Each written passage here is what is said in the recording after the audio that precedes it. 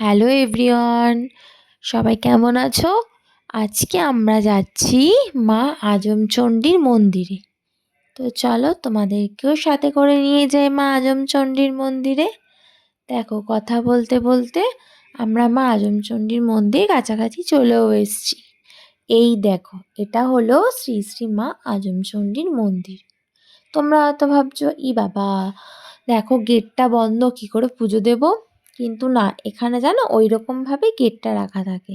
তো চলো ঢুকেই প্রথমে মহাদেবকে দর্শন করে নিই, তারপরে আমরা গিয়ে মায়ের দর্শন করছি। এই যে দেখো, এখানে মহাদেবের শিবলিঙ্গ রাখা আছে। এবার আমরা যাই, গিয়ে মায়ের দর্শন করি। এই দেখো, এই হলো মা আজমচণ্ডীতলা। দেখতে পেয়েছো? তোমরা হয়তো ভাবছো যে এখানে তো কোনো মূর্তি নেই, কিন্তু এখানে মাকে এইভাবে পুজো করা হয়। আর জানো তো, এখানে সবাই বলে মা খুবই জাগ্রত। যদি কারোর কোনো মানত থাকে, সে যদি এসে ঢিল বেঁধে দিয়ে যায়, তা পূরণ হয়ে যায়। তো চলো, এই দেখো মন্দিরটাও তোমাদেরকে ঘুরিয়ে দেখিয়ে দিলাম। এইটা হলো মন্দিরের সামনের দিকটা। তোমরা সবাই জানিও মায়ের মন্দিরটা কেমন লাগলো।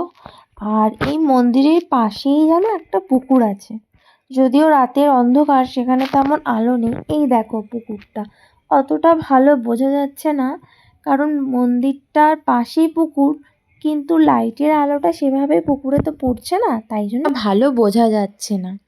তবে যাই হোক, আজকের ভিডিওটা এখানেই শেষ করলাম।